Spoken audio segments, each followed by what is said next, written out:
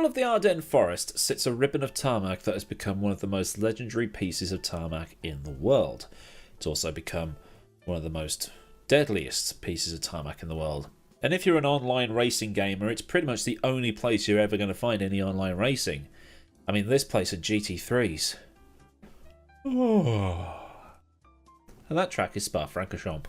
Now, if you do play these racing games from F1 2022 all the way up to iRacing, rFactor 2 and things like that, you'll know the layout of this place inside out.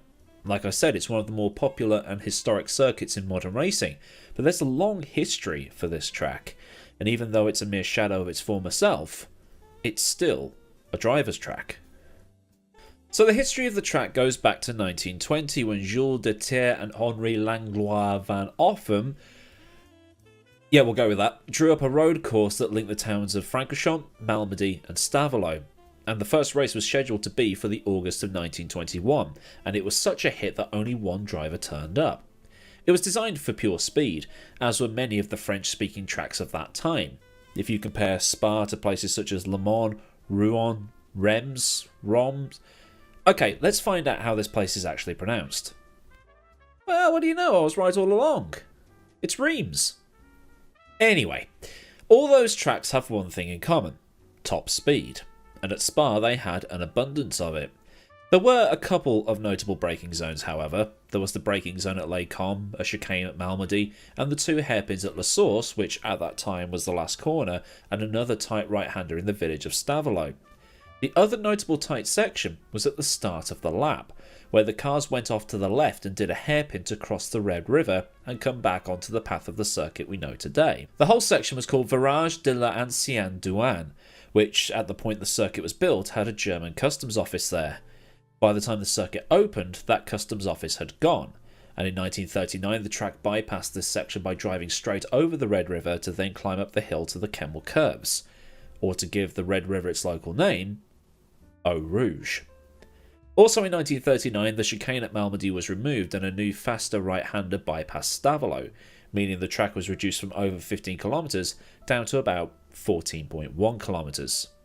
With these hairpins removed, it meant that the average top speed became even higher, and Spa as a result became the fastest road course in Europe. And before you start yelling Monza at me, what I mean by road course is course laid out on public roads, which Spa was. But then in the September of 1939, there was a war. When the war ended in 1945 and racing returned in the years after, they continued to race on this 14.1 kilometre course, and it demanded precision and concentration, and many drivers remained in fear of the place. Unlike many other tracks around at that time, Spa was a circuit where most of the corners, with the exceptions of La Source and Les Combes, were taken close to flat out at high speed, and any over-cautiousness would be heavily penalised. So it was take the corner quickly, or have a massive accident if you got it wrong. And as cars got faster, the accidents started to pile up. No pun intended. At the 1960 Formula 1 Grand Prix, Alan Stacey and Chris Bristow were killed within 15 minutes. Stacey was killed by a bird hitting him in the face, although it's not known whether the bird caused the fatal injury or if it was the resultant crash that killed him. While Bristow was killed when he went off the road, hit a 4-foot embankment, got ejected from the car and landed on a barbed wire fence that kept the cows in a nearby field, whereupon he was decapitated. It has to be said that Bristow, Stacey and Sir Stirling Moss all went off at the same corner, Burnhamville, which at that time was taken at about 120-130 miles an hour. And like I said before, those two fatal accidents occurred within 15 minutes. Now there were concerns about the circuit, but the drivers were a little quieter then compared to how they would be a few years later. If the weather was in a weird mood, one part of the track could be bone dry, while another section of the track would be drenched, given how spread out the circuit was. And this was a problem shared by other circuits, such as the Isle of Man, Le Mans, the Nürburgring and the Targa Florio, but the weather in the Ardennes is a bit more unpredictable. Jim Clark hated the place, so much so that he won more times here than he did at any other track. Maybe he just drove faster to get it over with. And the one part of the track that the drivers were wary of more than any other was the infamous Master Kink. It didn't help any that this part of the track was already being approached at 180 or so miles an hour, and by the time Formula 1 entered its 3-litre era in the late 1960s, they'd be nudging 200 miles an hour heading into there. It was taken borderline flat out, There'd maybe be a confidence lift, but to keep the speed up, the drivers would try and keep it pinned, because they were then going onto the Hollowell Straight, which headed towards Stavelot, which in itself was taken at high speed, before the long high-speed run up to Blanchimont. So any speed dropped at Master could equal seconds lost by the time they got up to Blanchimont, which was a good 2.5 miles up the road. David Hobbs raced here in the late 1960s, driving a Ford GT40 no less, and he once told the story about how he was going through the Master Kink and there was a house on the exit, pretty much where an exit curb would be on the exit of the Master Kink, and he drove past just as this little Belgian fella came out of the front door holding a bottle of wine in his hand. Different times. And it was at the Master Kink in 1966 that the drivers finally got the message that the track wasn't fit for purpose. This is the famous race where on lap 2 the dry conditions turned into horrendous wet conditions, and Jackie Stewart lost it on the exit of Master Kink, ending up crashing into a woodcutter's hut that was at the same house that David Hobbs saw the wine drinker. Jackie was trapped in the car with fuel leaking on him, and he'd also got broken ribs. It took Graham Hill and Bob Bondurant a long time to get him out, and Jackie was then taken to a medical facility that had cigarette ends on the floor, and then the ambulance taking him to Liège got lost. The newly formed Grand Prix Drivers Association pressured the track into changes.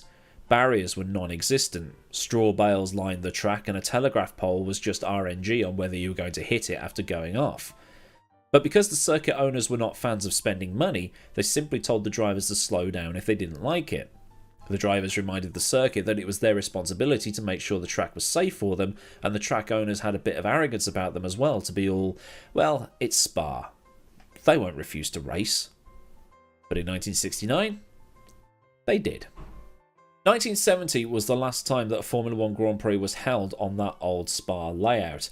They did fit proper Arco barriers to the exits of some of the corners, they got rid of the straw bales, and they even put a chicane in at Malmedy to try and slow down the top speeds. But it still wasn't enough for Stewart & Co, and they'd abandoned the circuit completely until 1983, although the sports cars would continue to race on the old layout until 1975. So F1 and other series avoided Spa until it was changed, and while they were gone the circuit underwent a total overhaul.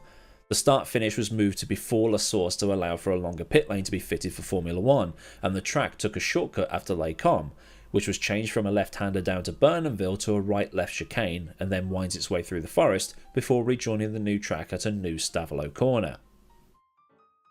Blanchimont was also reprofiled, being a bit faster, and originally this new submachine gun shaped track had a straight run from Blanchimont up to La Source, but in 1981 the bus stop chicane was added to slow the cars down. Other corners that got a bit of treatment over the years include Eau Rouge, which over the years has got faster and faster to the point where it's almost a new Master Kink. But the new circuit has not been without its problems. In 1992, Eric Comas suffered a huge accident during which Ayrton Senna stopped his own car and risked his own life to care for him. In 1998, the race started in torrential rain, despite the 1997 race starting behind the safety car in lesser conditions. And on lap 1, over half the field was involved in a massive crash after David Coulthard dropped his McLaren on a drain cover.